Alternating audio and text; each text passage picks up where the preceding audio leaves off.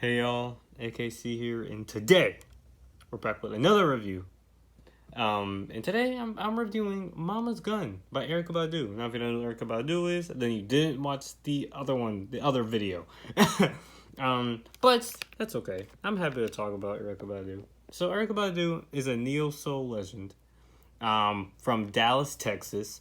She is very known for really popularizing the genre as we know of today as neo soul. Really kind of pioneered by people from like the internet. I didn't mention this in my other video, but other people got influence from Erykah Badu and D'Angelo and all the neo soul famous. Oh, and Maxwell. I don't know how I forgot about that dude. All the famous neo soul artists. Tyler, Frank, the internet. Steve Lacy, probably. Whole bunch of artists. All of them. And kind of like took inspiration and got the neo soul idea by doing neo soul from Erykah Badu. And, this album is actually kind of legendary. Unlike what Baduism, which has a lot of classics on. A lot of classics, On and On, Other Side of the Game, and other freaking really good classic. I'm trying to think. I think it was another one, right? Oh, and Next Lifetime. How to forget about that one again? This one is also very legendary, and not for the same way that Baduism. Now, the reason Baduism is legendary is because it has a bunch of different classics on it. Like I said, I named all the classics: On and On, Next Lifetime, Apple Tree, Other Side of the Game, even really good deep cuts. All around a very good album. This album is known for being just straight up incredible. And I re-listened to it. And I gotta say, you're gonna know my opinion. But the first song, Penitentiary Philosophy, and this is already bigger and grander than anything off of Baduism. It's loud. It's a little bit, I would say, even abrasive. It's kind of loud. It's a little bit more abrasive, surprisingly. She's also very passionate in here. There's totally different genre from the other one. It's more like funk. It's funk rock, soul funk inspired. And man, does it sound good. She sound pumped up to do this album. And hey, guess what? This 6 minutes feels like it goes by like nothing. It's a very good song. Very good opener. I love the opener. It's completely different from Rimshot, but they're both very good, and this one but they're both for very different reasons. Then we go to Didn't You Know? One of the lead singles off this album, and man, perfect follow-up song. Often albums kind of struggle with following up with a very hype and intense song as their opener, but this one is perfect. Not only is it a single, so not only everybody knew it, but it's just a really chill track. Kind of just talking about herself. This first half of the album kind of just talks about herself.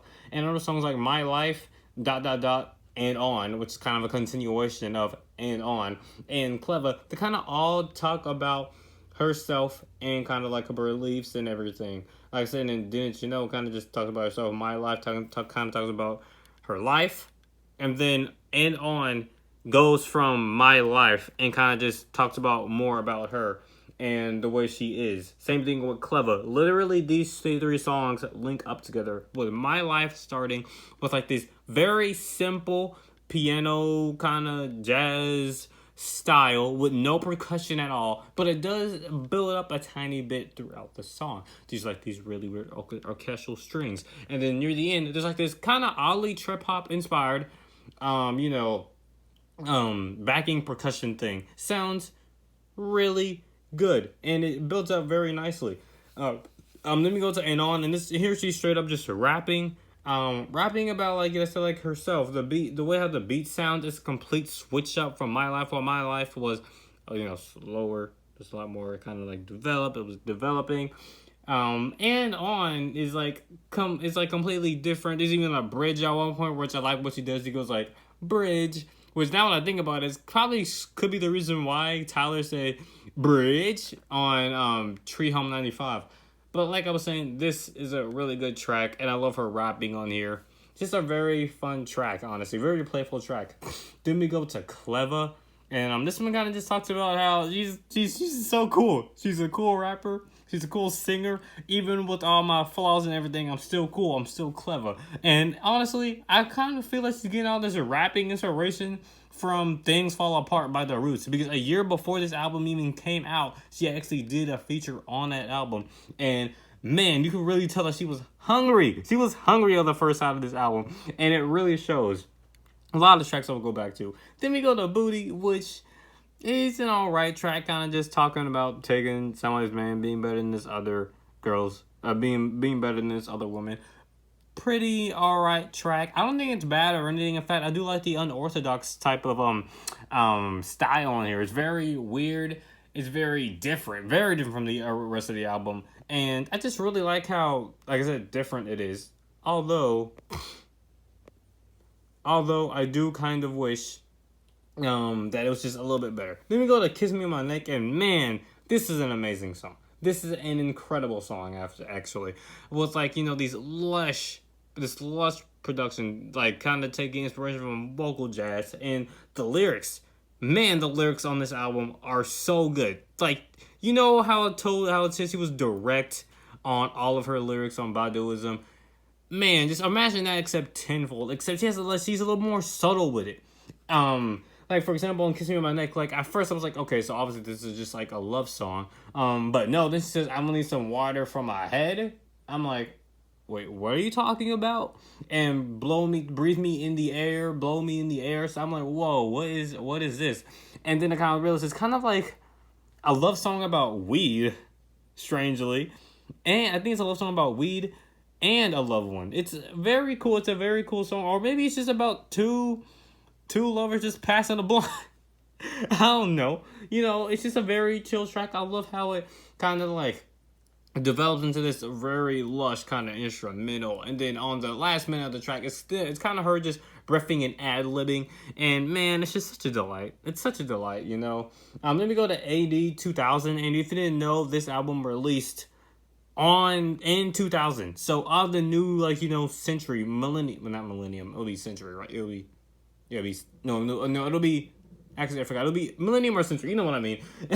It released right on 2000. It kind of just talks about, there's like this ode to time and how to, like, just talking about how to, like, represent 2000. Don't name any buildings after me, because then, they become, I think what she's saying is that they become dilapidated, they'll become outdated, you know what I mean? And it's just a very good track with, again, a very nice developing type of, like, track. At first it kind of starts off with this acoustic guitar, but then kind of develops into, like, something a lot more lush and green. And man, so many feelings. I love her love just for things. For example, in Orange Moon, on here we see again multiple different interpretations. She could be talking about only the love of her life being the sun, and she's the moon, so she gets lit up by her lover, so she would be an orange moon.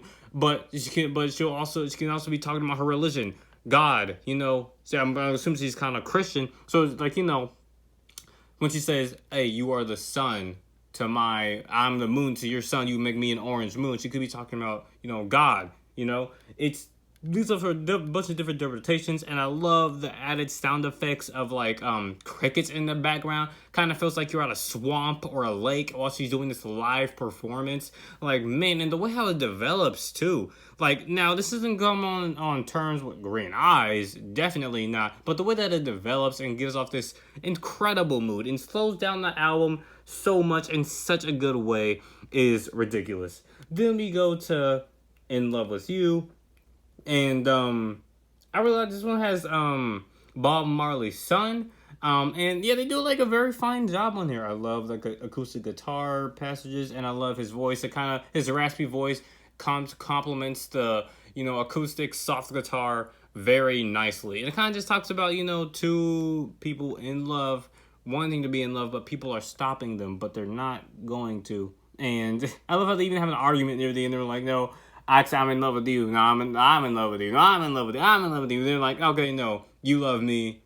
And you're like, oh, okay, They're just so in love that they're arguing about who's more in love in a way. Then we go to Bag Lady, and I absolutely love this song. Not only because it's one of the first songs ever to actually sample a hip hop song instead of it being the other way around. But it's also just like a very good song lyrically, talking about this woman who has a lot of baggage on her, and it carries her, and it makes her not wantable. For men, it's not appealing for men and everything, and like, no, you're slowing him down and everything.